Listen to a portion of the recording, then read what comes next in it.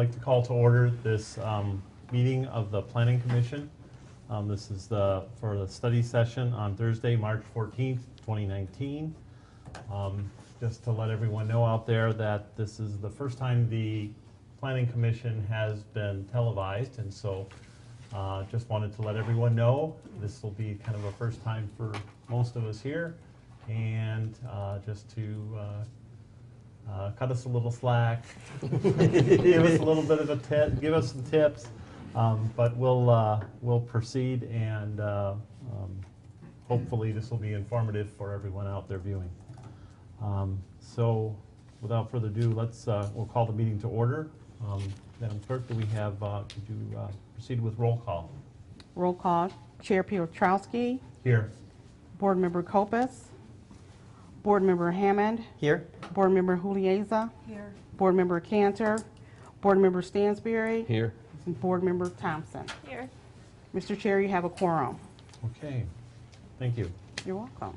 Okay. Mr. Chair, I'd like to make a motion to excuse Commissioners Kopis and Cantor from the meeting tonight. Okay. We have a second. Second. Those in favor? Aye. Aye. Opposed? Okay, hearing none. Let the record show that Commissioners Cantor and Kopis have been excused. So we'll kind of proceed with approval of the agenda. Anyone has had a chance to review it? It's pretty straightforward this evening. We can entertain a motion to approve it, unless there's some other items that Did we skip the pledge? Oh, we sure did. Do we need to do the pledge? don't normally do the No. pledge No, for it's not a an study official meeting. session, Okay, so, all right. which is, No, it's okay. Always can, but it's not necessary. Thank you. okay. Yeah, we did not at the last study session, Okay. so. Okay. I'd like to make a motion to approve the agenda as written. Second. Those in favor? Aye. Aye. Opposed? Record show that the agenda has been approved for this evening. So we'll move right on into the primary item of this evening, which is item 4, discussion of the Village Center drive-through uses. So, Over here so that it can be recorded as well. So at our last meeting in February, we talked about, at a request from an interested property owner, the idea about allowing drive-through uses in our Village Center district. So we talked a little bit at the last meeting about why we currently don't permit drive-through uses. We talked about the vision of the master plan, and particularly the vision for the Village Center as being a pedestrian-oriented, walkable destination in the city. And drive-through uses are really not consistent with that. Drive-through uses are very automobile-oriented by their very nature. And so they do tend to be counter to our goals of trying to create walkability. In many communities, when they have a downtown, like a traditional downtown or even a newer downtown, or some sort of a walkable area that they're trying to cultivate, do also restrict them, either to not allow them at all or to relegate them to other side streets that maybe don't front on their main areas that they're trying to accomplish. And so the Planning Commission, I think, at that meeting was interested in this prospect of the drive-through in terms of not wanting to turn away business. I think that was really at the bottom of, the end of the day, I think the discussions were that we hate to turn away a business, we hate to lose a business if it came to that. So what would it be like to explore this idea? So that's sort of the setting, especially for our newer planning commissioners, about why we had called the study session. So we thought we would do this in the interest of the property owners in the area and their interest to move ahead or not with potential development. So we had a memo from the last meeting where we kind of walked through again, what prompted the issue, the background. There's some information in here about the master plan and some of the zoning alternatives. So I think before, so the planning commissioners who were here, and there's 3 of you that were here last time, really wanting to have more of a discussion about your thoughts about the drive-through in, just really that issue first. If we say, we've thought about the drive-through, we really don't think it's appropriate, then we don't really need to do anything else. If we say we've thought about the drive-through and we're all for it, then we can do one kind of a zoning amendment. And if we say we've thought about the drive-through and it could work under the right circumstances, and then we would maybe pursue a different kind of zoning alternative. So I guess I'll throw it back to you with that introduction to see if we can have some conversation about what you think about the drive-through use on its face. Okay. All right. Well, we've had, I think, a little bit of time individually to think about it, and also discussions that we had last time. There certainly was an interest and a value perceived in the business that has made the request. And so the matter is receiving serious consideration for that reason, but also being weighed against, as Jill has just indicated, that it runs counter to the long-term master plan. And I think part of what wants to be understood by the commission this evening is what it would mean, how would we accomplish it if we were, deciding that this was the priority to accept and to allow a use or a drive-through in the village center district. Right. So. And understanding too that if we, whatever changes we make will affect more than one property. So this isn't just a change to allow this in this one location, but potentially in other parts of the village center, or even if we think about it further in the mixed-use district.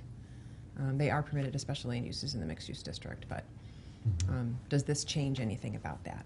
Mr. Chair, may I ask, are you going to go through those alternatives? Maybe we can hear Yes. about specifically, and I maybe. can. I guess I just thought, just to clear it for sure, we're not going to say, no, we don't want them at all. Because then they don't need to continue. Correct. Well, Okay. We don't know yet. Okay, and that's We have fine. to have a So- conversation. And we can totally go through all of these things and even have additional discussions about it. And then, as it comes to the end, we say, yeah, you know what, we explored it, and we had a lot of good ideas, but we were just not ready to make that change. And that's Okay. completely fine. Right, and I would say that obviously there's been consideration by the Planning Commission, or at least we've been aware of it from the previous meeting. There has not been an open public discussion regarding it. I think to some degree there's a general perception that this business is an asset to the community and something that wants to be retained. But obviously the request for this function has some impact on the potential surrounding properties, and that's something that has not been aired at this point. So to what extent that may be appropriate to be addressed this evening, or how the public, whether that's reserved for the public comment session after we have our discussion, then we'll just point out at this time that there is a spot for that, but we will have our initial discussions first. So. Right. I think that's Okay. reasonable. So in the memo that we prepared for you in February on page 3, and just creeping over a little bit on page 4, really two approaches to amending the zoning ordinance to allow a drive-through use. The first one would be to permit a drive-through use as a special land use, similar to the way we do in the mixed-use district. So for the benefit of our new planning commissioners, if you think of Southfield Road from 12 Mile to 10.5, at the main intersections at 12 Mile and at 11 Mile, right at those corners, and I don't know, did they have maps? They don't have maps. Okay, that's all right. Right here. You have a big map here, so you get the idea. So those areas are identified as really being, it's called commercial vehicular, so that's the CV district, and that's really where the master plan envisions more automobile-oriented traffic and uses that serve the automobiles. So, for example, there's some gas stations up at the top, there's the tire store down at 11 Mile, so some things of that nature that tend to serve a greater area than just maybe the residents of Lathrup Village. And then all the rest of Southfield Road is considered mixed use, the MX district. And this is also from the master plan, which envisions an area that has a variety of uses. So office, commercial, retail, residential, just things that really fill in the uses and are catered for not only people coming through the area, but really also people in the area. And then right in the center of it all, where Louise Lathrup many years ago created this interesting street pattern, the master plan envisions a village center. It's the village center that never was, and truly would serve as a center of the community. So not only the civic functions of City Hall, but also commercial uses, residential uses, and set in a building form that is that promotes and encourages walkability, vibrancy, very similar in nature to a downtown in both its form and its function. So that's kind of the summary of that. So in the mixed use district, it's not a permitted use, a drive-through, because we're not trying to serve the automobile in these areas. Those are really focused up at the corners, but recognizing that some businesses it may not be inappropriate, and it may be okay in certain areas. So those are permitted as a special land use. So special land uses also are uses that might generally fit in with a specific district, but in certain locations they might not be appropriate. And so that the special land use tool is used by communities and used by Lathrup Village to try to mitigate some of the potential negative impacts of a use on its adjacent properties. The process for that is unlike for permitted use just needs site plan review and site plan approval by the Planning Commission. Special land use also requires a site plan and a public hearing. So the public hearing is noticed for the property. People within 300 feet receive a mailed notice, and there's also a notice in the paper, and then there's a public hearing. And the Planning Commission at that time will approve or deny, take action on the site plan itself, but the Planning Commission is a recommending body for the final action of a special land use, which in Lathrup Village rests with City Council. So that's a little bit more about that. So it's a little bit more of a slightly more rigorous process for an applicant. There are discretionary standards in addition to the non-discretionary standards. So the non-discretionary standards are things like dimensional setbacks, building heights, and things of that number of parking spaces. And then there's some discretionary standards where you are going to be evaluating whether things may be compatible, whether there's sufficient landscape screening. Those might be examples of things that are discretionary standards. So that's to permit a drive-through as a special land use. We would recommend having very specific standards tailored to the specific use of the drive-through. So things like, as I put in this note, minimal driveway access to Southfield Road, ensuring that there's enhanced pedestrian pavement markings and signage to make sure that drivers are seeing pedestrians. These standards that we're suggesting here are really aimed at trying to mitigate the impact of the automobile on what we've envisioned as a pedestrian area. So again, enhanced landscape treatments that separate vehicular and pedestrian traffic, provide shade, and improve site aesthetics for pedestrians. Again, we're trying to keep the pedestrian at the foremost of these standards. As well as some things that are specific to drive-throughs, like ensure the site has adequate vehicular circulation to allow parking, drive-through queuing, which is the stacking, and bypass lanes for emergency exits. You may have had an experience in your life where you've been in a drive-through lane that you can't get out of, and you don't want to sit in that line anymore, but you can't because there's no way to get out of it. That's something that, through good planning principles, we're trying to avoid in site planning and site design. And also make sure that a site can contain all of the cars that might be trying to get through the drive-through. There is a very well-known coffee shop and a very well-known street in Royal Oak on Woodward. If anyone's ever been to the Starbucks at 13 in Woodward, that's a disaster. The cars spill out of the driveway and back up on Woodward Avenue, and that's certainly, it's a very popular place to go, apparently, and no one not that far ahead. So And it's a we traffic want to make hazard. sure that we're providing that space for all those cars to be on the site themselves and not interfering with the traveling cars, as well as people just using the site for other things, parking for other businesses, or again, we're walking around. Also providing bicycle parking to encourage some non-motorized access to the establishment. So while we might be allowing for the convenience of the automobile to come through and folks traveling through. We also want to make sure that people in the village can walk or ride their bikes, and we remind them that they can do that, and that it's easy and it's safe to do that and comfortable, and there's a place for them to park their bikes when they get here. And then other building improvements should meet the design guidelines for the village center. I think that some of you got that. I think even the new commissioners got that in their binders. And then other standards related to mitigating noise, particularly at the speaker box where you're ordering and the residential neighbors that might be adjacent to those. So those would be pretty straightforward. They would apply at any time any business asks for a drive-through use. Another option would be to develop a planned unit development.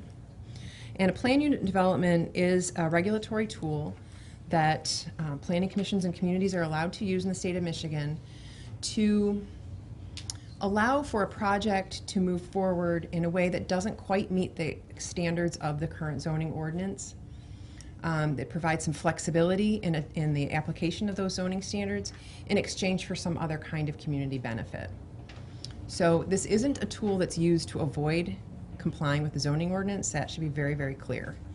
But instead, it is more of an opportunity for the city and an applicant to have a discussion about what the community's goals are in terms of the development and redevelopment of certain properties, and come to an agreement about how they can do that together. So that's kind of the short version of the PUD. It's in similar fashion to the special land use in terms of public hearings. You still have that opportunity. So there would be an opportunity for the Planning Commission to review a concept, and then if it deems that this project has merit, set a public hearing. Again, the notice requirements are the same, 300 feet, mailed notice, newspaper notices, and then public can come and make comments. The Planning Commission, again, will take their action as a recommendation, and then the final approval will rest with City Council. The other difference from a planned unit development to a special land use is with a planned unit development, you also are creating a development agreement, which is really a contract between the city and a developer whereby they are agreeing to do certain things. And you are setting forth the exact parameters for the development. This is what you're allowed. You can even say what's not allowed. Like, we will not permit certain activities from happening in this location as part of this agreement. We will allow it, but we will allow, we want other things in exchange for that, additional landscaping, or maybe higher building standards, things of that nature. So you have a little bit more control and a little bit more flexibility with the PUD approach. And you currently don't have any standards for that in the zoning ordinance. A PUD could also be used in the mixed-use district, or even the commercial vehicular district for that matter, if there was a project that was difficult to achieve through the traditional zoning requirements that you have in place right now. That's kind of a lot of information. I was going to say, my first question that jumped out at me was not having any standards currently for a planned unit development, and the process for getting those standards established if we were to go in that direction, and the time that might take, or is it fairly straightforward in your efforts to go through this with other communities? Has that been, I can imagine, depending on what's being anticipated and the purpose for it, that it would be, maybe a large task, maybe a small task? It's not an overwhelming task. Okay. It's probably more overwhelming for you because it'll be language that you haven't seen before, or a process that you haven't worked with before, but we can walk you through that. I actually drafted something up for you. If you want to get into, we can talk a little bit about it. Of course you did. Right? Well, because that's why we're here, right? Well, and before we go down that path, Yeah. I think we should probably just check to see if there are any other specific questions from any of the commissioners. So, And this is truly only as a discussion. This isn't Sure. even proposed language, but it just gives you an idea of how an ordinance could be structured. so Jill, if you were to summarize the difference between the special land use and the PUD, they are, so let me see if I can do this. Special land use is generalizable. So it is not developer specific.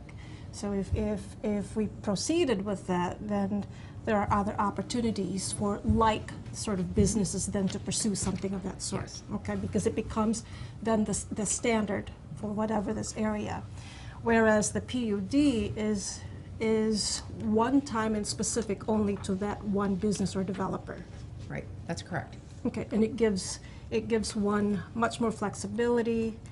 It gives the city an opportunity to sort of pilot this and sort of try it out, as opposed to banking onto something that is much broader to the I think area. that's reasonable to Is say, that yeah. about And right? I don't Okay. know if the city attorney has any input. If I may, the special land use in this case would be specific for drive-through.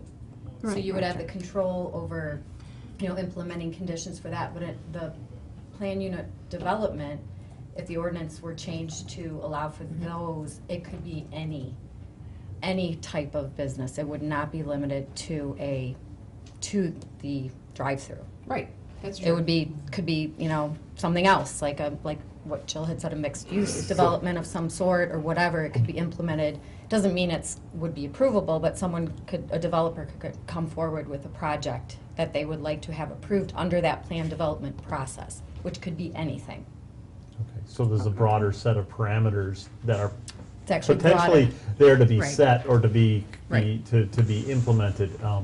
So maybe more decisions that need to be made up front with getting that established, or Right. or do we just set up a basic framework for it with the goal to expedite something like the drive-through for this particular function, as opposed to doing it through a special land use, which may set a precedent for within the entirety of the current district. Right, I think with a special land use in similarly located parcels, if all the standards that you set forward in the special land use criteria are met, then it would be difficult to deny one if you've permitted one elsewhere. Whereas the PUD is much more tailored to the community benefit that's provided by the specific application, the specific development project. I think it's a good point that that isn't just for the drive-through uses, and I think that is potentially a good thing, because I think that we don't have everything thought of in the zoning ordinance right now. Sure. And we also have the master plan as the guide, and the design guidelines as a guide for, in particular, the village center district. Certainly the master plan covers the whole city. The design guidelines also include just specific to the village center. So you do have some good reference points to base decisions on. So Jill, if there was a consideration for a special land use for drive-through, would it permit the city to limit, per se, the number in a particular area? you may, and I'll let the city attorney weigh in on that too. I think it's challenging to put a limit on it, but given the nature of this area and its walkability as its main purpose, there may be some. I mean, I suppose you could put one of the conditions that there are a certain foot limit between Yeah. the establishments. Right. So you And- must have to, in order to be approved, one of the conditions would be that there must not be another one within X number of Right, feet. right. And I to do think you that, could to justify limit the that number. because you were trying to promote and encourage walkability. And Okay. drive-throughs in businesses right next door to each other would be counter to that in this area. And if you set the distances far enough apart, then given the area available in a center like the village center, you would be effectively limiting the number of businesses.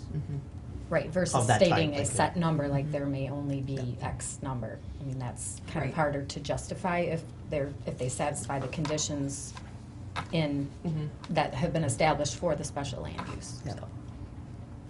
So I think previously there was also some discussion about establishing or the ability to establish a standard for, I want to say, the type of use or function. I mean, there was a reference made to restaurants without fryer, or Right. without, or an establishment without a fryer. Right. Um, It's been done in other communities, so that's certainly So- something that you could So consider. there's precedent if you're looking to where the value might be seen in maintaining the business that you have in this instance, and it's something we're considering, versus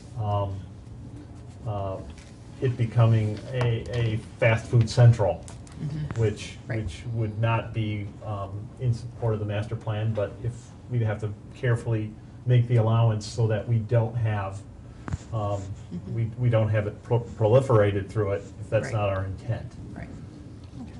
If I may, as Jill stated, just as an example, in another community, I know I think they allowed it's like a Tim Hortons, and their thought and justification to that was, yes, it is a drive-through, for the morning traffic, but then they also had outdoor seating, like, which is mentioned in the memo, and things that they felt that then, like, throughout, during the day and what have you, would potentially promote the walkability as well, because there was, sidewalk connection and outdoor seating, and they felt that that sort of a cafe type of a restaurant was more of a suitable to their master plan for the. So you get a little of both. Yeah. You get the functionality and the business model support, but also the opportunity to increase maybe the walkability if that's the potential is there to do that. Right. I wanted to give our colleagues some opportunity before I proceeded with additional questions. I'm good. Joe, I have a question. Yes. The memo from February, it says that the South Old Road Business District has experienced limited investment over the past 10 years. Yes. So this issue that's up before us now, has this been an impediment for businesses to come here in the past? That's a good question. I know that in the past, we've received a couple of inquiries, but nothing really, well, we had one development proposal, but that was a separate thing. Nobody in the Village Center has asked beyond just a phone call or a discussion. No one's come to the Planning Commission and asked or made application and been denied. So I don't think that necessarily is the case, but there have been other issues over the last few years, I think, that have contributed to that. Well, there had been, not in the village center itself, but I think this was even before I was involved in the planning commission, a request for a drive-through where they were permitted by special land use. Special land use, yes. Special land use, and the challenges that we experience in Lathrup are the narrow lots, or the depths of the lots. Okay. And in that instance, I think, from what I understand of the deliberation and the reaction to it, it's much more in the neighbor's backyard, Okay. or could be perceived as being much more in the neighbor's backyard, and tight and difficult to accommodate on the Space. site, create traffic issues. So there's that challenge. And that's not to say that we don't have a similar challenge necessarily with depth in the city or the village center district. Anytime you plan to build a more urban setting, go up higher, you need to accommodate parking, and those issues are challenges that need to be met with some hard decisions in the community. To how do we make that space available to encourage that development? Gotcha. So, Will this request affect any redevelopment of the former bank site that had a drive-through for the bank? Again, another very good question, and yes, I think it will, because currently there is a drive-through associated with the bank that's been there for years, and that building is available. So I think we should consider that property may seek something similar. Gotcha. the thought is that, well, not the thought, the reality is that the drive-through in that location was present before Right. the zoning Yeah, it's been there for change, and so it is now a non-compliant, given that there's no It's continuing. legally non-conforming. Yeah, non-conforming, okay. Potentially grandfathered in. Okay. Well- As if it were a bank, if it retained the same use, it could continue. But if it was proposed to be a different use, and they have the infrastructure there, sort of, I mean, you're not gonna send food through the tubes, but, and that, you never know, there could be Well. some new business model out there. I just gave someone a great idea. Why isn't Jimmy John's doing it? Yeah, maybe. So, but I think that someone could possibly come and talk to you about that. So, Jill, I wanted to sort of broaden, remind everyone, that this is for a drive-through. Right. And so right now, we're probably thinking about restaurants. Fast food is what's in our mind.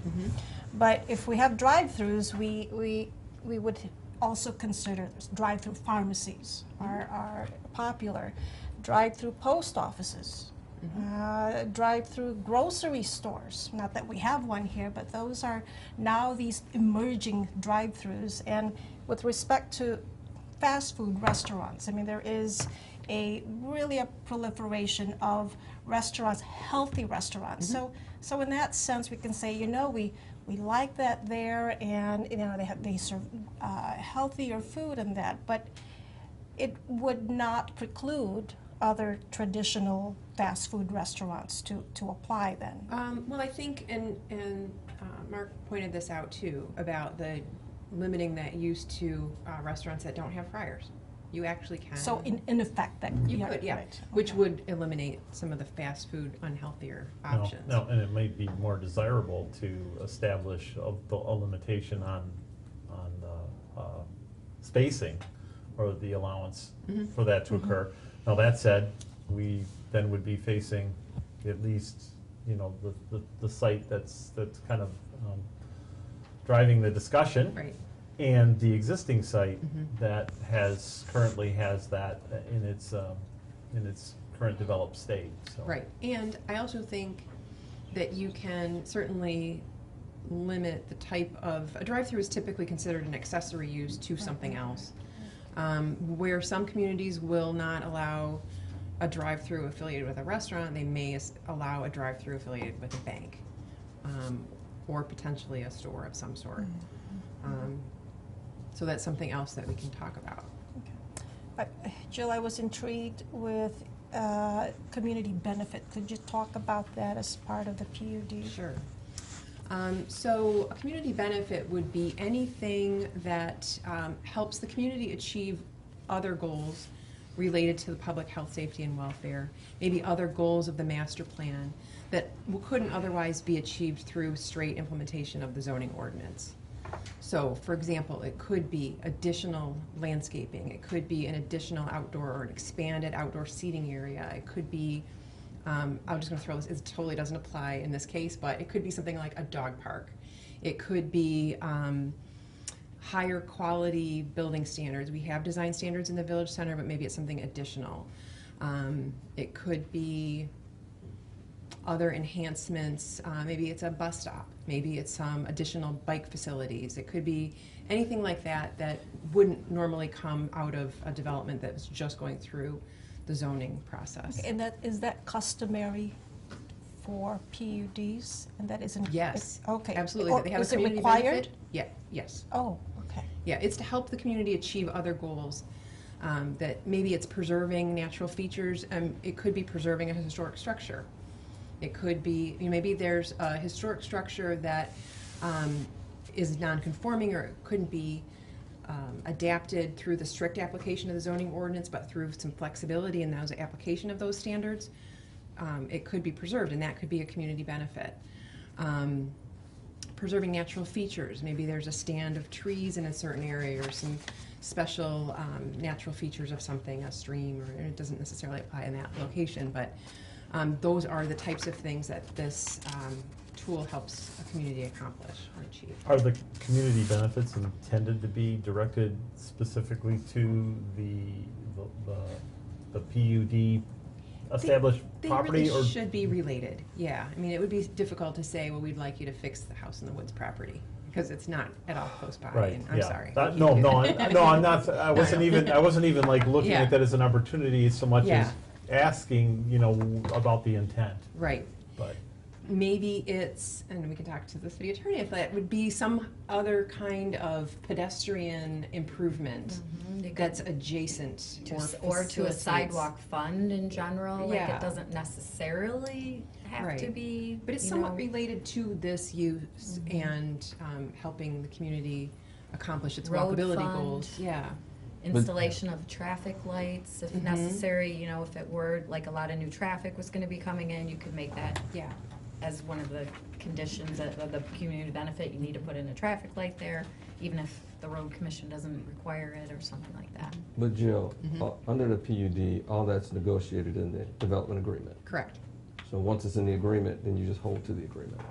Yeah, you would, yes, the city would. And if the developer, So if they agree to it and they put it in the agreement. they've said they're gonna do it, Then right. they're gonna do it. So Right. it's a very specific contract. It is. Between the two parties. It That's is. it, okay. It can be.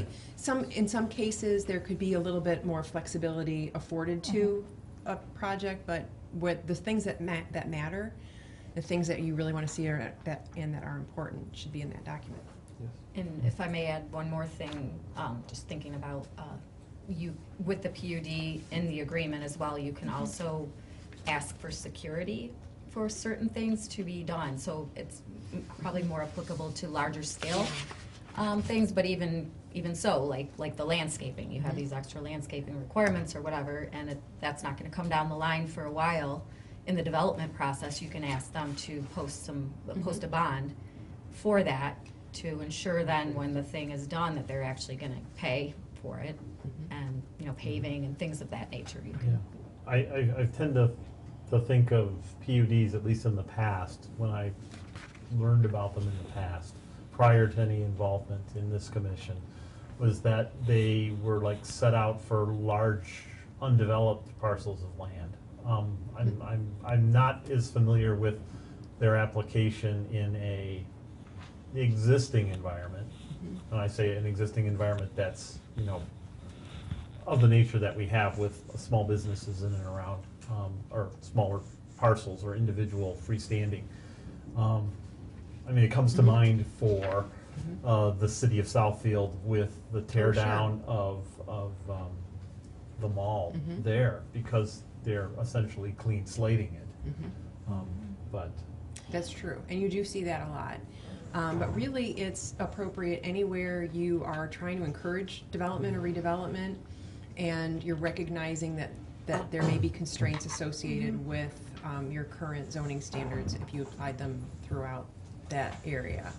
So I think it is an appropriate tool here, and again, because you've got that ability to negotiate and ask for things that relate to the implementation of the master plan and the creation of this area as being a walkable community center. So, Mr. Chair, what are we trying to accomplish for this evening? Do you want to have more discussions about the drive-through specifically? Or would it be discussing the zoning alternatives? I want to hear from my colleagues as well, because the reason why we're discussing this and considering these, because of a very, very specific item. And so we don't want to lose sight of that. Otherwise, we wouldn't be discussing these possibilities. Right. So do you want to get into the specifics, or do you just want to proceed in talking about these alternatives? I think it makes sense to start with the general and then get into the specifics to be able to understand what it might mean by making, you know, a choice in one direction versus another. Is there anything precluding us from making these amendments, both of them? I was just going to say, we Why can do not two. do We can both? share two sets of standards if that's something that would be helpful to kind of compare them side by side to talk about the pros and cons of each of those. Is that what you're asking? Is it possible to have the special land use as an amendment as well as a PUD? And adopt both of them? Yes.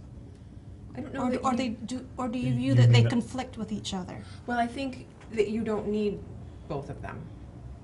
I mean, I think you. Why not? I take that back. That you could use a PUD provision in your ordinance anyway, for not only this, but potentially other redevelopment projects. So I think that's okay to be moving in that direction. But I think if you have that, you don't necessarily need the special land use standards.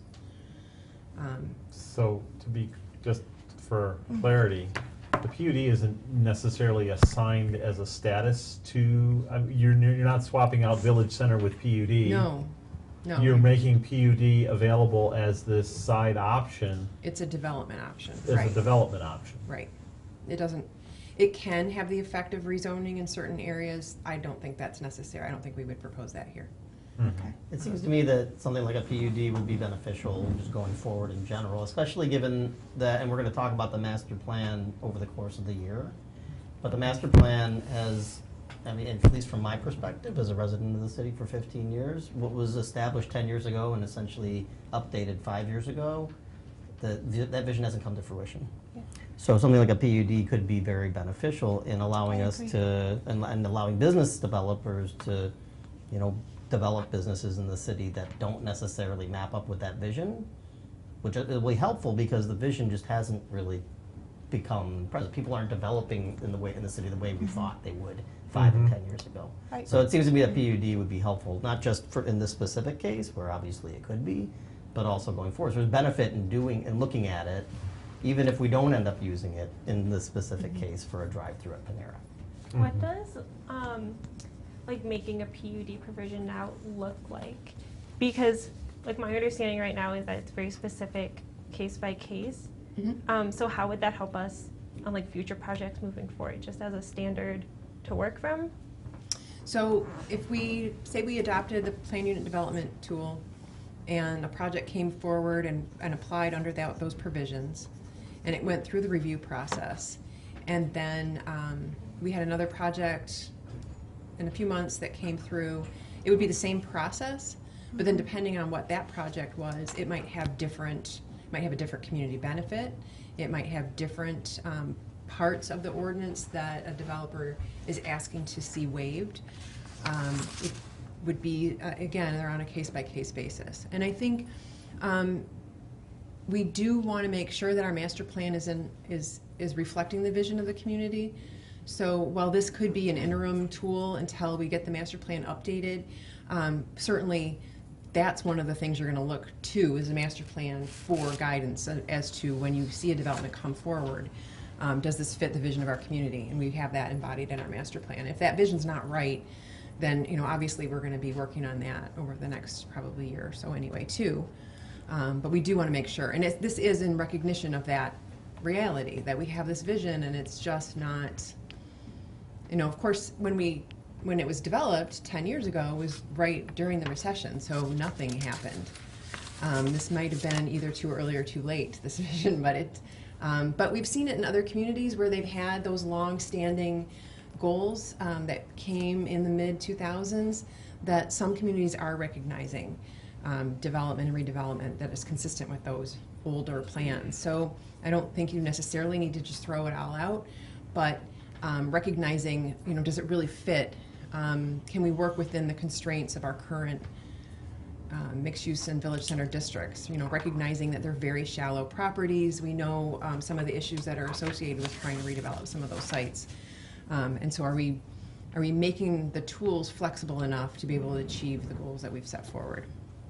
I think one of the challenges when you're talking about redevelopment of an environment that people are familiar with, and I've had this battle, I've been on the Historic District Commission, and you think, what's historic, what's not historic, and one of the thoughts that occurs to me is, do we cut ourselves off at saying, can we envision something better than what we see right now?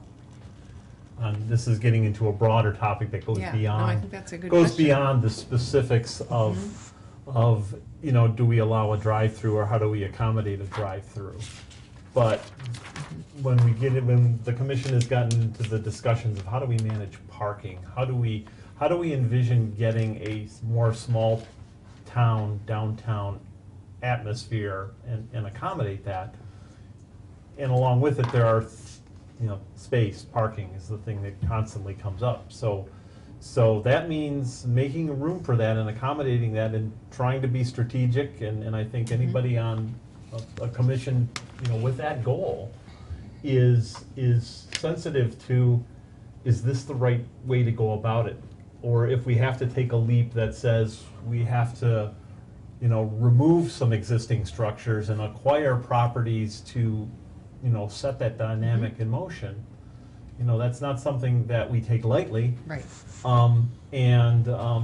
But it does mean being able to give a level of assurance to the community that it's going to come forward the way we think it is. Right. So, and that's a challenge for It us is. all, so, Well, anyway.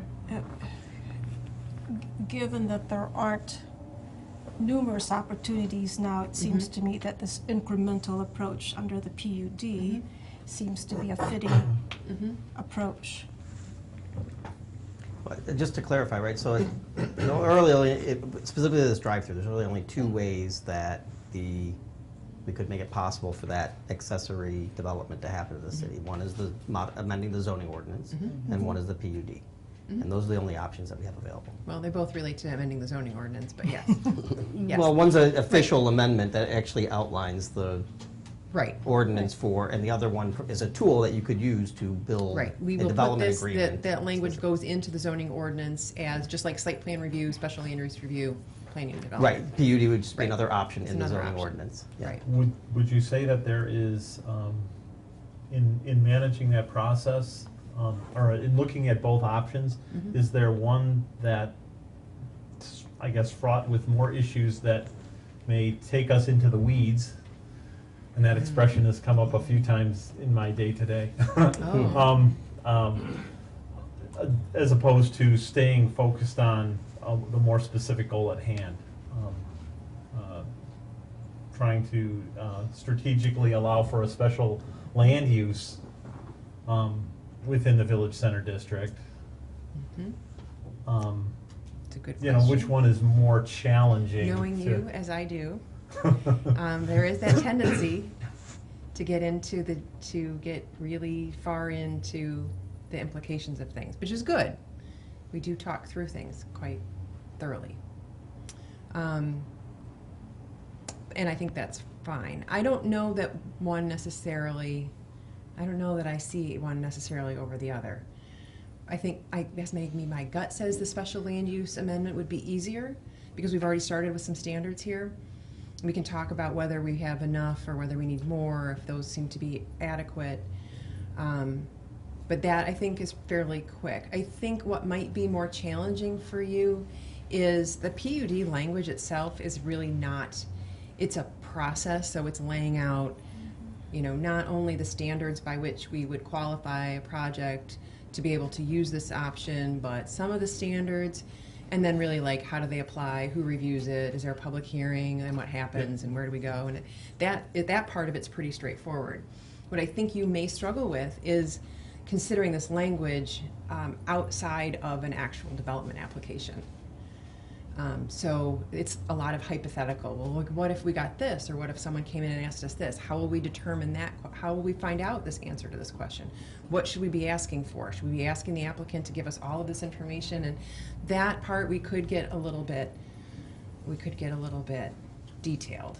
Right, that speaks exactly to what I was getting at, which is there's a lot of things that to consider, and you don't necessarily have, or how easily do you get a grasp on what the implications might be, and if those implications go beyond and into topics that are well beyond the one that the main thing you're trying to- the main thing right. we're trying to address, Right. then that's probably a task for I want to say another time, but Right.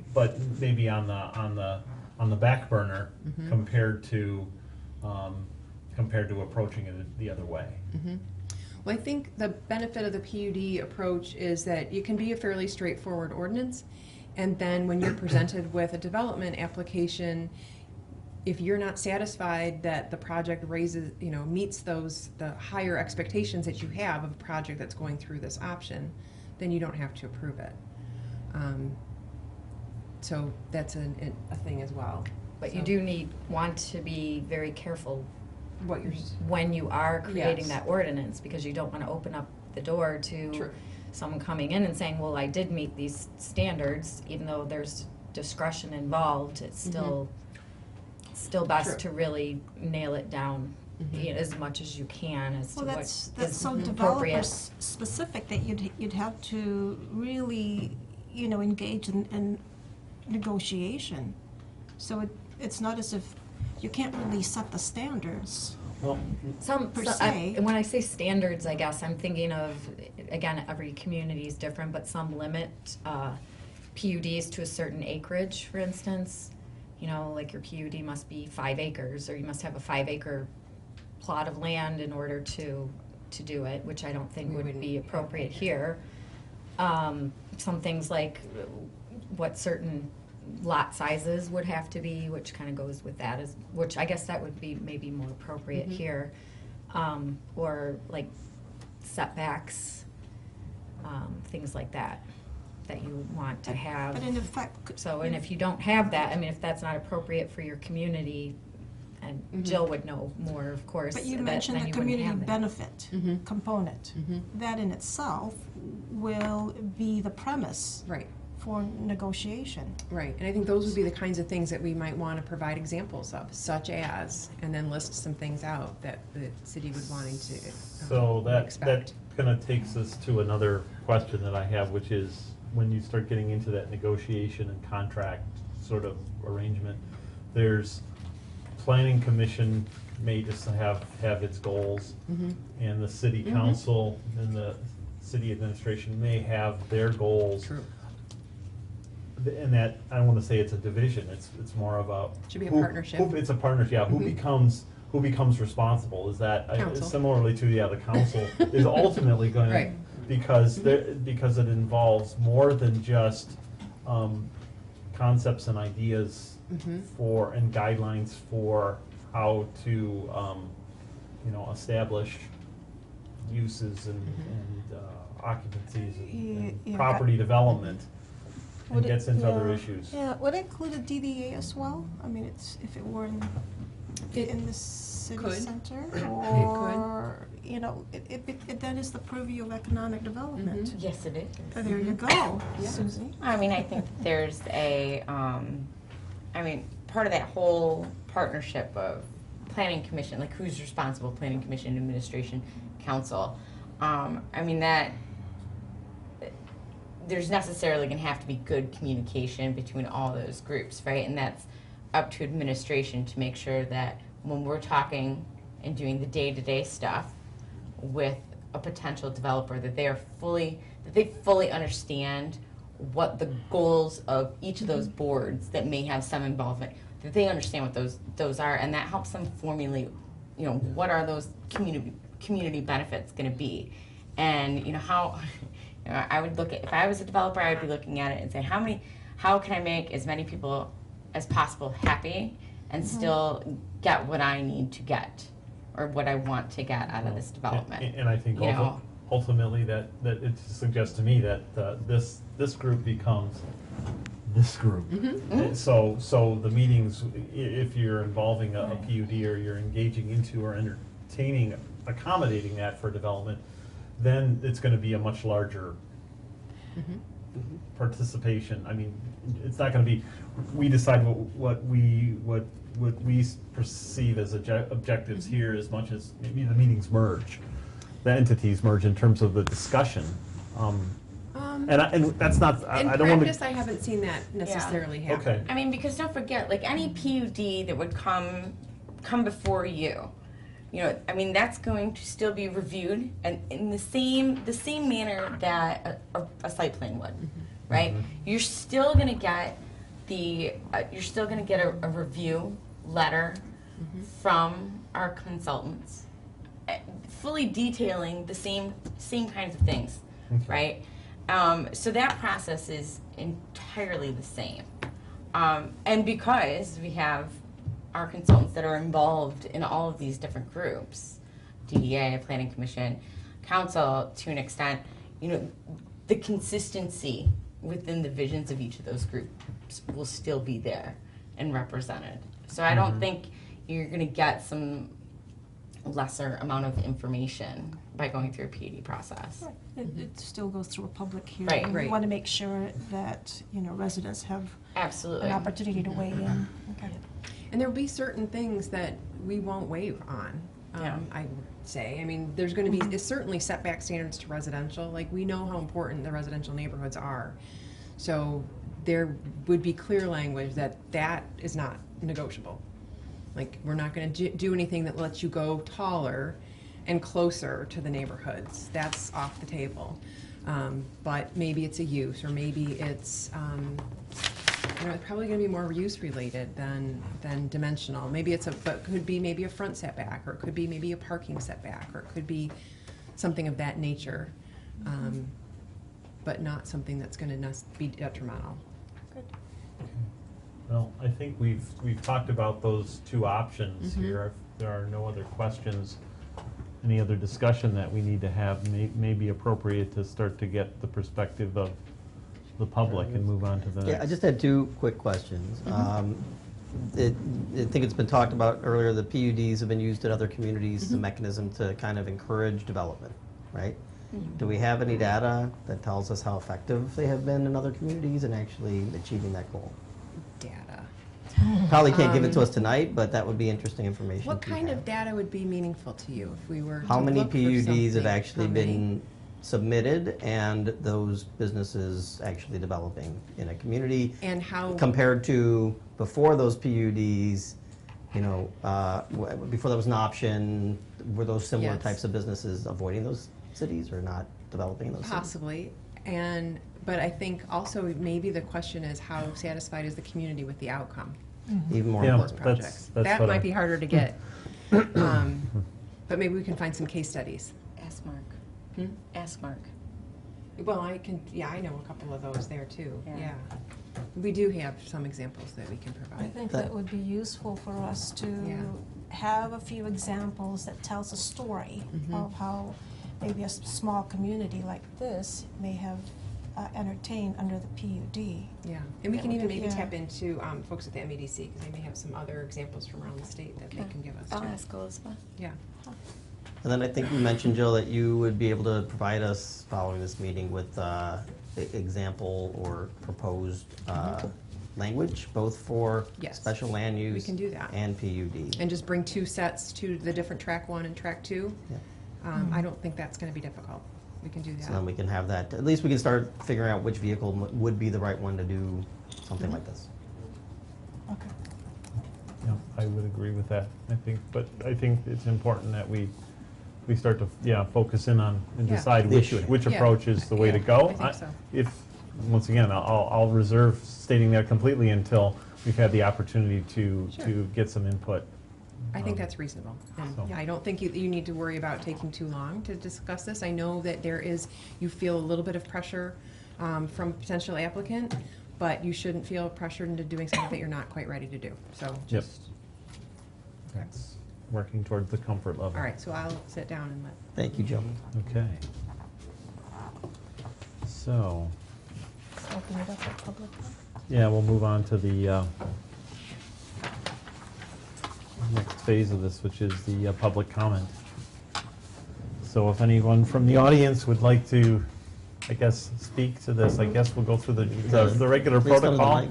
Come up. I just have a question. Please come to the mic so we can hear you Yep, on the yeah, video. and give your name, and then it'll be on the record, and name and address. Yeah, I'm Ann Runyon, and I live on Lathrup, I'm sorry, I live on San Diego. Okay. My question is, going way back, I came in here a little bit late, and this is all being discussed because of Panera wanting to leave, unless they have a drive-through, so if we did the drive-through, it would be with Panera? Yes, the property that's in discussion is relative to a request for Panera to be provided with a drive-through to help their business model. Okay, so they would be staying, you know that? Well, I don't know if I can say there's a guarantee, but They were you could say that they were at the last meeting as a conceptual discussion, that's a public meeting, that's on the record. yes, we had representative Panera, but we had representatives of the property owner leasing the property to them, And they presented us with a conceptual diagram, which actually is in our, which is actually in the packet this evening. Wouldn't it be wise to determine if they were definitely gonna stay before we decide to go ahead, make a decision on the drive-through? If they're not gonna be here, then we don't we don't need to go through all this. Well, the question might be, given the time frame of things, having enough assurance that we will make these steps and to make it desirable. Certainly, the property owners are pulling for trying to maintain a tenant. Sure. That's been that they've been happy to have seated here in our community. So the other businesses that are combined with Panera, is that all owned, that property all owned by the same developer? So would that all have to go too? To go? You mean in terms of being subject to the?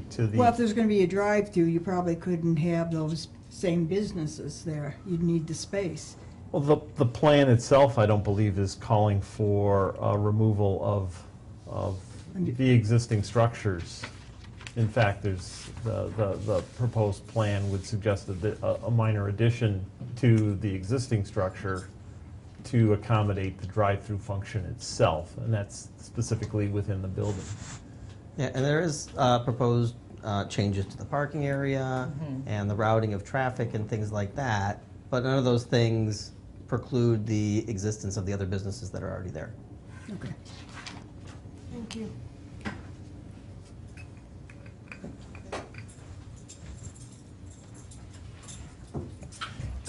Hi, I'm Mary Calhoun on Redwood.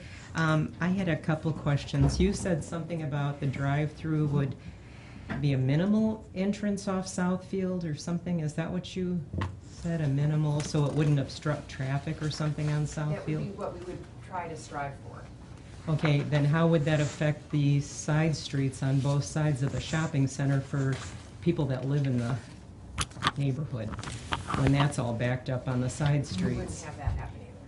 So we would try to work with existing driveways and not add any more driveways. Okay. But trying to we recognize the value of the neighborhoods and not trying to encroach, especially with a use like this. Okay. As far as, this is kind of maybe a little off topic, but as far as Southfield and having a walkable community and having this downtown area and everything, are people going to come like zooming down Southfield and come to a screeching halt right before they get to our little walkable community? Because, I don't understand how that's going to work. Unless you're going to say, okay, speed limit goes down to 25 miles an hour like in Berkeley, where it's a very small community, it's a walkable community, and they have a drive-through Burger King and a drive-through Dairy Queen with picnic tables in front that people are eating and people coming off 12 Mile and back on. But the difference is it's 25 miles an hour and there's sidewalks. So I don't understand how this is going to ever work. But Well, I think the challenge is because we have such a thoroughfare in Southfield Road, the size, the speed, the road commission is not particularly interested in slowing traffic down, but keeping it moving through the area. so you're going to have cars zooming down Southfield Road and have this be a walkable community in this area? Well, the ability to establish a walkable community would be dependent on finding a way to get that traffic off of Southfield Road, which by its nature may mean bringing it to a commercial street that comes right in the village center off the from Southfield Road, so that you have that slow down, more walkable area. It's a challenge. I try to envision myself as well. If it was evergreen, maybe, because it's a slower, speed limit, it's less traffic, but Southfield Road, It's in a manner, and it's not exactly the same. I tend to think of Ferndale, and I think of Ferndale from the Woodward side of things, because there are businesses much more in in a small downtown area on Woodward itself, and I sometimes scratch my head how that works. Yeah, but they have sidewalks. They have 9 Mile, which runs through and provides that slower traffic area. Maybe Jill talk about the limitations that the city has with respect to Southfield. Well, there's the limitations of Southfield Road, but I guess, and I really understand your question, because you look out here and you think, this is not walkable at all. It's noisy, it's fast, it can be dirty, it's not entirely pleasant to walk along. We do have sidewalks though, all the way up and down. The goal of the village center and creating that, and the idea of we've been working with the road commission for years on this project, is to build what we call road friction. So we're not changing the speed limit necessarily of the road, but we're putting things along the roadway, closer up to the roadway, buildings, banners, street lights, this is eventually, more landscaping, better sidewalks, and improved streetscape, so that when you drive up, you're coming fast and you see, oh, there's a whole bunch of stuff happening here, I better slow down, I must be someplace now. Then you start to slow down. There's those driver's cues that you get that you're coming into someplace different. And then you slow down, and then you can find a place to park your car and get out and walk around the little area. If you have more questions about that and what that looks like, I would recommend going on the city's website and looking up the master plan for the city. There is information there that will kind of give you a little bit more background on some of the studies that have been done over the past 10 years. The Complete Streets Plan, the Master Plan, the Recreation Plan, they all kind of tie together and show off sort of the rationale behind the creation of that village center area and the strategies that we were trying to do to implement that, which include working with the Road Commission on the road improvements to Southfield Road that would make the road safer, and also provide for people to, in certain places, cross Southfield Road. And I think that there is a potential for those to take traction with the community benefits as associated with the PUD. Right. So that's why that's a very important element to that option. Right, because really the city can plan for its areas, but really the land is not owned. We don't control a lot of it. We don't control the road, and we don't control the private development. So what we ideally want to do is have the private development implement the master plan for us, right? So we want to try and leverage those private dollars to the community's benefit, and so that's what we're trying to do through those different strategies. And recognizing that private development, there has to be, from their perspective, it's got to be something that there's confidence that there's a good business opportunity in accomplishing it. And understanding that, and you know, what is the market drive? And I think it can be a bit challenging now, especially with what's going on in retail and a lot of stuff happening online. What does that mean when you're trying to build a small town when you had other places had the infrastructure and the character already there to leverage and to encourage the right thing, but when you're starting from and scratch. now those communities still are grappling with the changing face of retail, those ones that were built that way. You know, now they've got some storefronts are empty, but then people are creative and they come up with other things. I think, you know, one thing that we see is that people really want to be with other people. That hasn't changed. We just might not want to do it while we're shopping necessarily, but we might want to eat while we're shopping, or maybe have a glass of wine while we're shopping, or learn how to cook while we're shopping, or learn how to cook while we're tasting new things. Like, it's all about that experience and things. And I think that potentially, you know, encouraging restaurant uses in Lathrup Village that offer that additional opportunity for social interaction is what we can do. Those are things that we can kind of encourage and nurture where possible. Is there anyone else? Can I check to see if there's anyone else who might want to speak on this?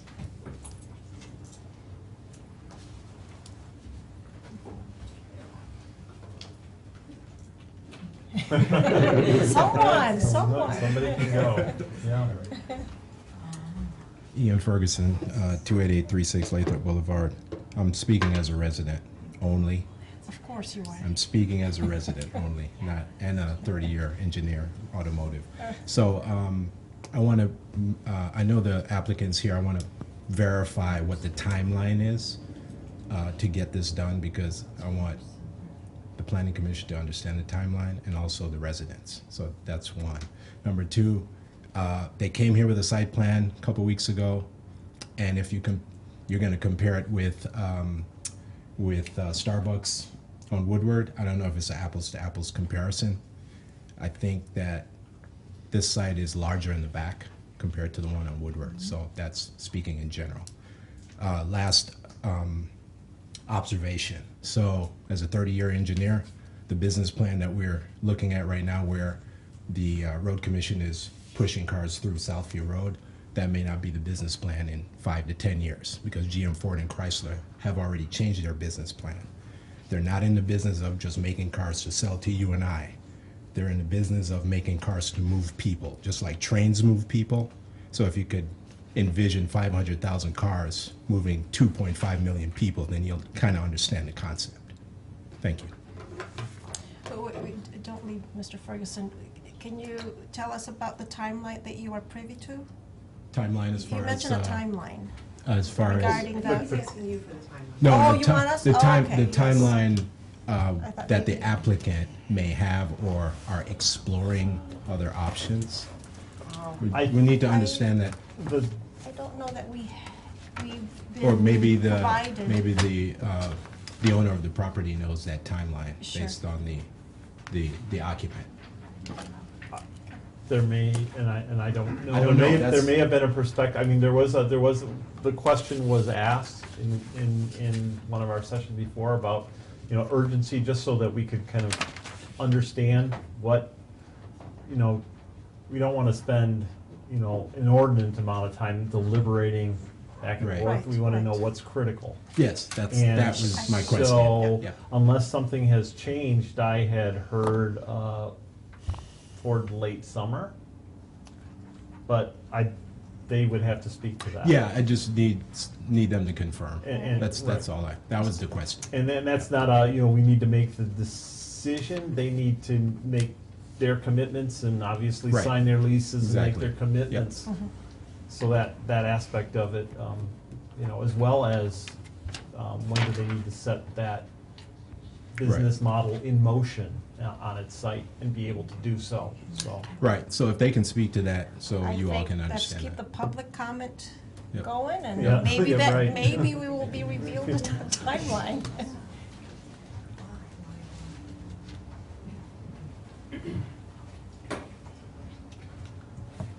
Hi, I'm Mark Jereen, 28545 Sunset Boulevard. The biggest challenge, which has already been brought up, is just the lots are so shallow. If this becomes anything like McDonald's up there near 13 Mile Road, I just can't see, there's just not going to be enough space. Maybe the bank area potentially, because it's a wider lot. But even then, above and beyond all that, I'm really not interested in a drive-through business in that area. I mean, it would be nice if we could eventually, you know, get this, you know, walkable area for our city, but I just don't think that's the right site for it. okay, thank you.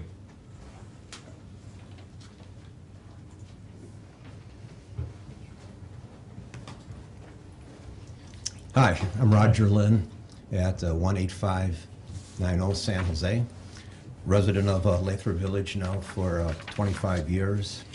Panera, I like them. You know, I like them. They're a good business to have in the community. I'm glad to see that you're trying to work with them on it. Like Mark said also, the space there, I question it if there's enough space behind it. You guys have a plan that that they gave to you, and if it shows that it's possible, fantastic. I'd like to see it go forward with it, because I want to keep them in our community. They're a good business to have. Moving forward on that, you know, based on the land space there, I would also like to see a better screening between that back street and that parking lot. The screening there now is an embarrassment. There is a little group of arborvitaes here, a little group of arborvitaes there. Those houses that face that road face that parking lot.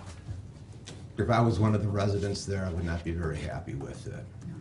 So visual aesthetics, I think, would be very important to cut down on both the car noise pollution and the visual pollution. That's my comments only. And I would like to try to do everything to try to keep Panera, in our community, whether it's at that site or whether it's at possibly another location within Lathrup Village. Thank you. Thank you, Mr. Thank Mayor. you.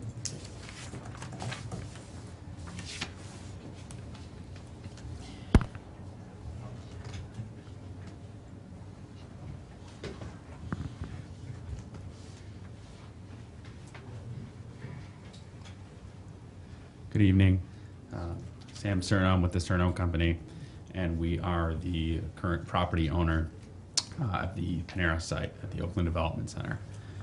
And at the last planning meeting, we did present a very conceptual plan at the Oakland Development Center site. And I think it's just very important to make a note that that was, not, I wouldn't say a shot in the dark, but it was just trying to take some of the things that we know are important to the city, such as pedestrian-friendly, walkability, site configuration, traffic flow restrictions, outdoor seating areas, a lot of the things that we know are very important to the city and are very important to us. And I'll say again that we've been a property owner in Lathrup for well over 30 years, and our family has a large stake here, and this community is very important to us. And Panera was St. Louis bred. It was the first of its kind in Michigan, and it's been a great tenant for our family and for the community for many years.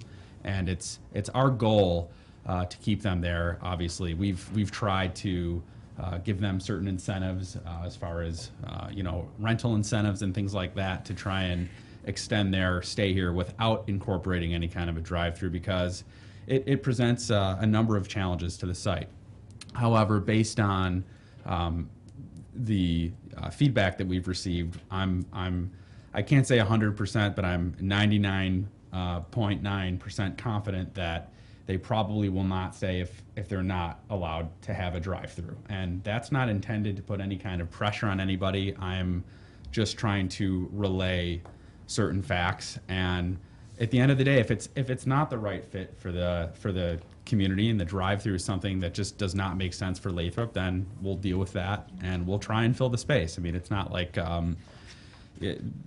we have very great centers. We're very proud of the centers that we have. We've had retail here for many years, and but we do feel like Panera is a very key business to this community. It's a gathering place for a lot of businesses to meet, and we do think that it would be a shame for us not to put our best foot forward and do everything that we can to try and keep them. Now, so addressing the comments from the planning and from some of the residents, I believe that things like having a pedestrian-friendly type of a configuration with sidewalks and having landscaping, and based on the feedback that I've received tonight about the screening in the back of the Oakland Development Center, we can address that with or without the Panera issue. I'm happy to take a look at that, and I appreciate everybody's comments, and we'll make sure that we go ahead and take action very soon to try and screen that area better. So we appreciate your feedback and your comments.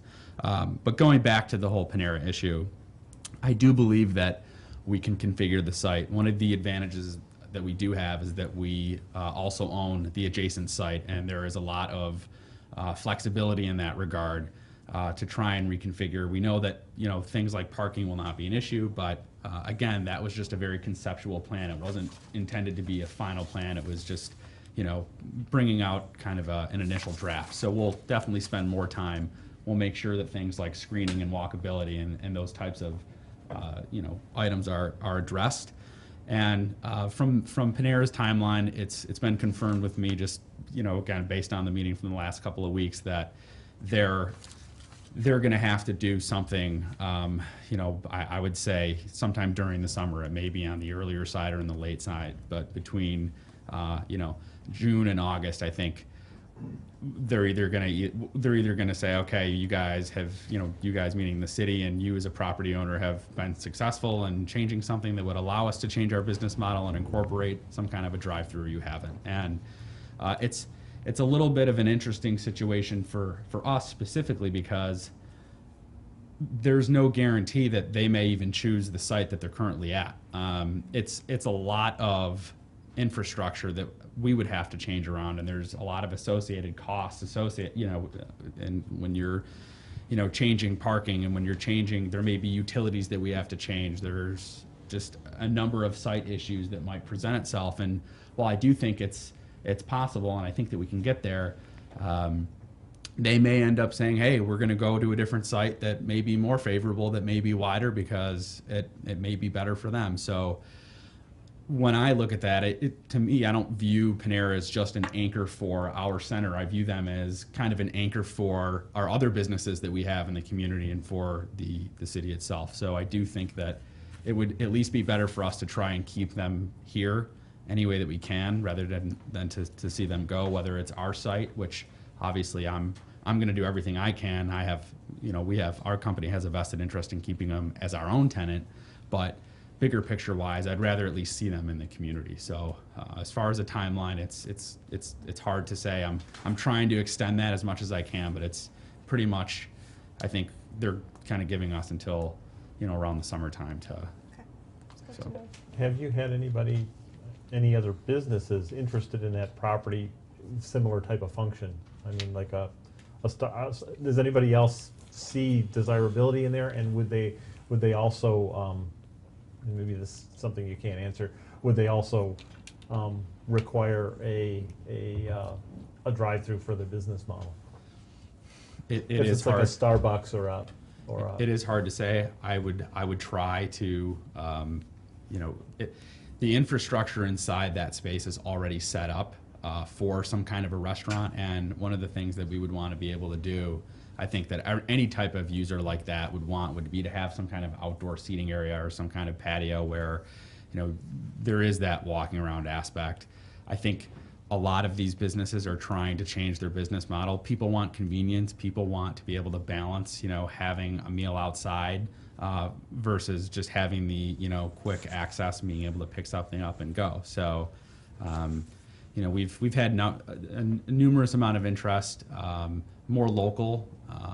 So it definitely, I think that we'll be able to fill the site, just not with any type of a user with the same magnitude as just Panera. Speaking a little bit to the outdoor seating, and certainly outdoor seating is gonna, my perception is that it make it or break it based on how desirable and how comfortable of an environment you can create, given what your surroundings are, to establish something like that. Right. When I think of walkability and walkability functions, creating outdoor activity, that's something that would be a positive there. I'm not sure how that necessarily fits in. Maybe on a comfort level, say on the Southfield side, if it were on the quieter side, which I would say is the community side, but there may be some challenges with that as well, depending on if that becomes, I don't know, is perceived as desirable to have in, say, your front yard, or from a resident's perspective, right, or not. And I think we can all think of pleasant imagery, but but anyway, I'm just speaking to that a little bit. I have a question, Mr. Cerna. So it's your business. It's your property. So I know that, I'm sure you're exploring, and you have engaged in assessment. So if you can't satisfy them and they leave, you've already explored these other opportunities, or at least getting other leasers in there. So you have those options. You can exercise your options. So what is least expensive for you? It seems to me that getting even a drive-through will, you'd have to dole out all these expenses versus saying, cut your losses and get another tenant in there. Yeah. So what are your thoughts on that? Well, it's something that I would probably work with the current tenant there to share in some of those expenses. They really want that, and I think that there's a willingness on their side to try and contribute to that, and that's kind of just within the economics.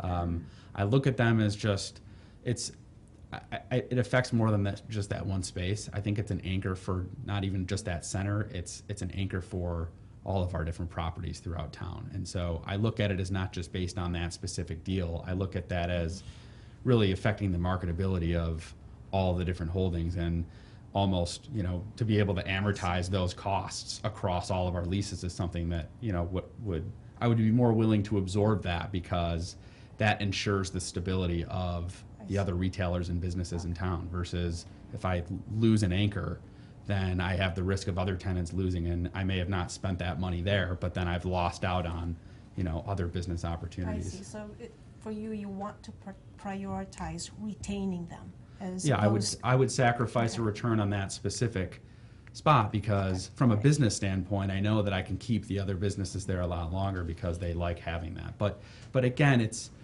and that's why I get into the broader, I'm going to do everything I can to keep them on that site. We'll reroute traffic. We'll change the landscape of those buildings. We'll do screening. We'll do whatever we can, and we'll work with planning, and we'll work with Giffords or anybody that we need to try and make sure that we're, you know, applying within whatever standards. And at the end of the day, all we can do is try to do that. So I have a question for Mr. Cernow. So you said that if there is no mechanism for a approval or an ordinance that would support a drive-through, you're 99% confident that they will leave. Yeah. What assurances do you have that they will stay if there is a mechanism available for them to get a drive-through? And the timing of it, you already said, is kind of a little bit tight. So one of the things that I've tried to work on with them, and I haven't been able to, you know, complete anything, and I also want to respect the confidentiality that I'm bound by. But on the flip side, from my own confidence level, I'm also 99% confident that they would stay if something were passed. But I also like the idea of having specific requirements so that, again, it fits within our community. I mean, again, we want to do the right thing. We want to be able to, you know, look back and say that we, you know, never put any kind of undue pressure or, you know, try to, you know, find any loopholes to keep them. We obviously want to do everything that we can to keep them, but we want to look back and say this is a well thought out, logical, you know, keeps the interests of the residents of the neighborhood in mind. And based on that, I think that Panera is the type of company that's going to do that as well. So they want to have, this isn't like a, you know, I don't want to name any specific, but it's not a typical fast food chain. They like the businesses that are there. They are encouraging me, you know, when I showed them the plan, they like the fact that we have the outdoor patio seating. I mean, they want to see more greenery. That's the type of atmosphere that they're trying to create as well. They just want to be able to, you know, incorporate their entire business model, which is where their whole company has been shifting. So I'm very confident in that. And I do believe that it's not just the fact that they want to know, then, you know, let's just say that they find out by the summer, then I have to actually do the work and, you know, build out their store and, you know, or whether it's a different time they have to, or a different area in Lathrup, they're going to have to go to that spot and build it out. So this to me is, I'm not that confident that I'd be able to kick the can a few years down the road with them while we figure out. They don't want to do anything until they know that we would at least be open to that. So if that makes sense. That helps. Well, and during our last meeting, you mentioned that same point. And so since then, you've obviously communicated to them that we're having this special session. Yep, they're aware of it. This topic. And I think that carries weight. I mean, I think that's one of the reasons why they can respect, you know, where everybody's coming from. And one thing that I've reiterated is they've created a lot of presence here. I mean, they've been here for, you know, well over, I think it's been 23 years when we first signed the lease with them in 1996. So for them to just get up and go and leave the presence that they've created, to me, would be something that would be, again, I'm not running their business. I'm not in their, you know, in their decision-making process, but it would seem that would be a big, you know, loss for them to have to, you know, sacrifice the gathering that they've created. But that's kind of just, I think, where they're at this point. And for them, I think they look at it as sales, and, you know, it's very easy for them to pick up and move a couple miles down the street at a different site where they know they can get those sales. And I just think that's just,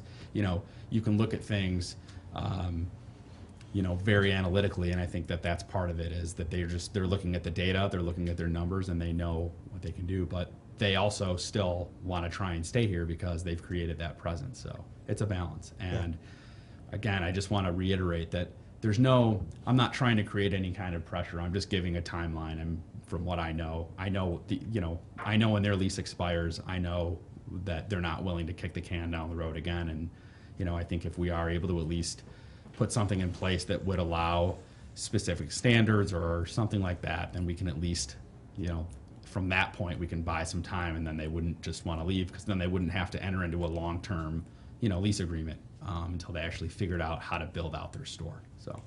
And one of the things we had said during our last meeting was that giving them the information about the fact that we were going to be considering this issue would be information that you could use Yes. to try and get them to stretch their timelines Right.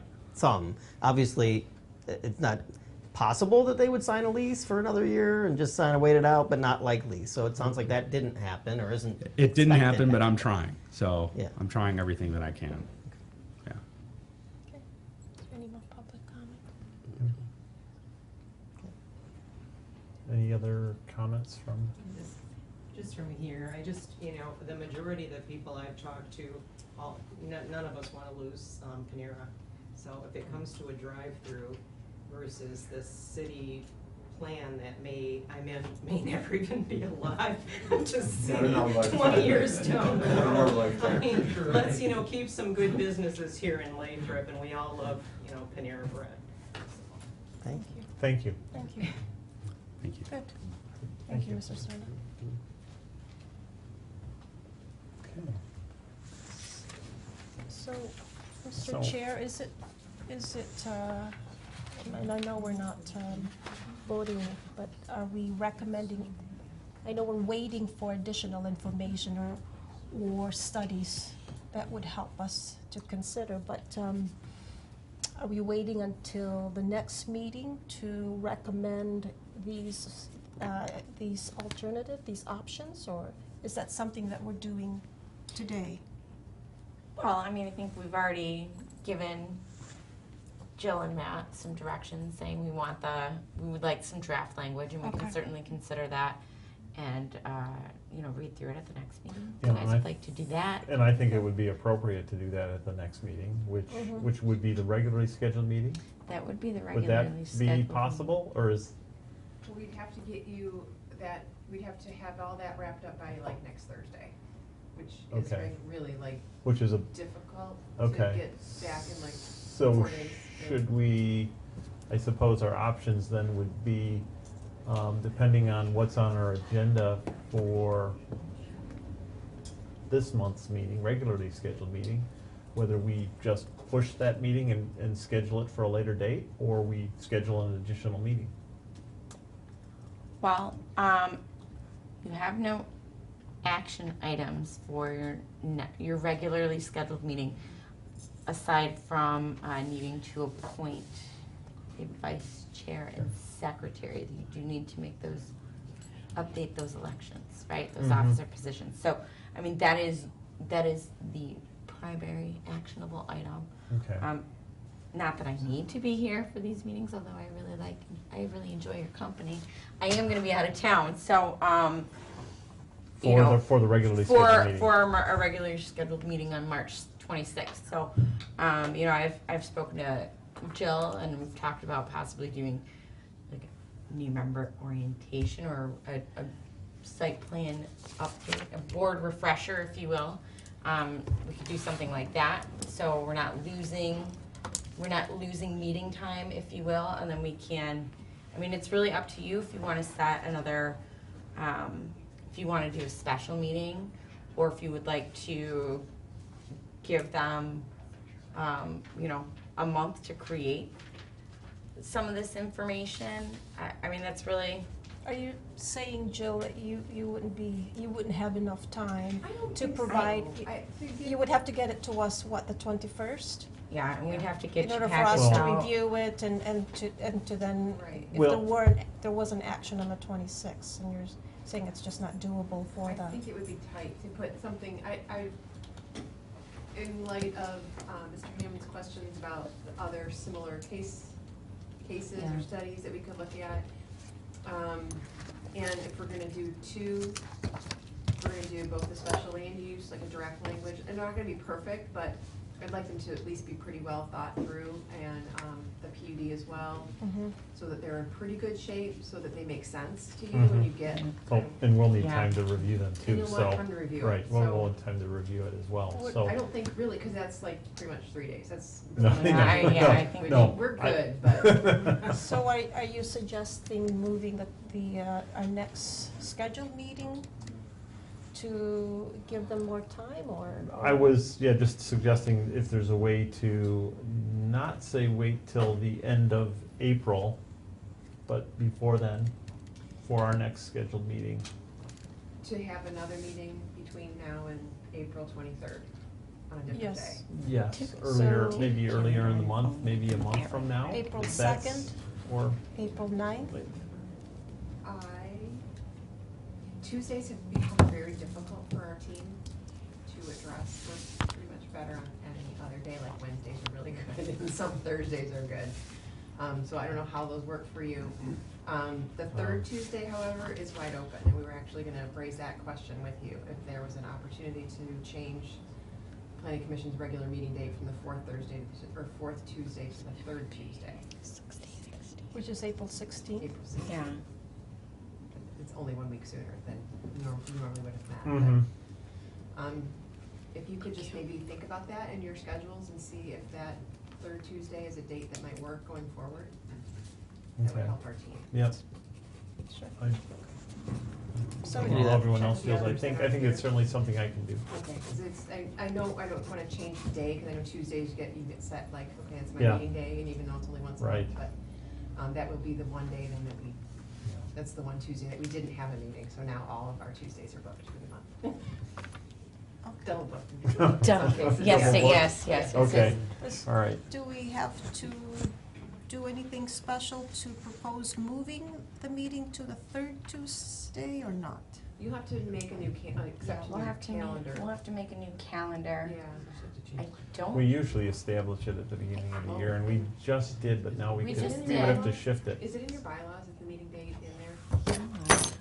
Let's see. Let's see how good I am. See, did anybody bring their binder? I did. Is it in your binder? I'm looking. I sure hope so. See, and this is one of the things that this is what we're talking about. It's like a meeting that's determined by planning commission. It's not one that we've actively been asked that question. Yeah, it says in the bylaws the fourth Tuesday. Fourth Tuesday. It does, huh? On page 8. She's gonna look to come back to us with a change with a recommendation to change our bylaws. Yeah, can we meet though on April 16th next month? Yes. Special, but we can do a special meeting for the 16th. Yes. And then in the meantime, we'll figure out what we need to do.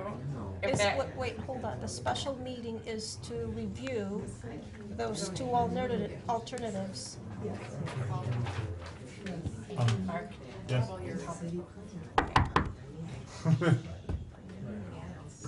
Yeah, I don't have a gavel. You don't have a gavel. So I But use we do my need fist. attention, No, so. no, we're still in session, so, yeah, just so that we don't get any, I don't wanna say feedback, we're not getting that loud. I'm sorry, Susie. So did we rule out April 9th as a possibility to review those alternatives, or is it because you need a little bit more time? April 9th is, we have a conflict. We've got conflicts on the 2nd and 4th. All right. For sure. So why don't we, I would say for the month of April, we're either moving the meeting or we're I mean, I think for the week, like, yeah. I realize that there is a general sense of urgency to want to continue forward and not lose momentum, since you're clearly building some momentum towards making a decision one way or the other. That said, a week isn't really going to make much of a difference. So I don't think there's, I don't think you guys need to set a special meeting in April. Like, if we can't get it before the 16th, there's no sense. Right. In setting a special meeting. And we just do it at the And regular just do it at scheduled the meeting in April. do it at the regularly scheduled meeting. But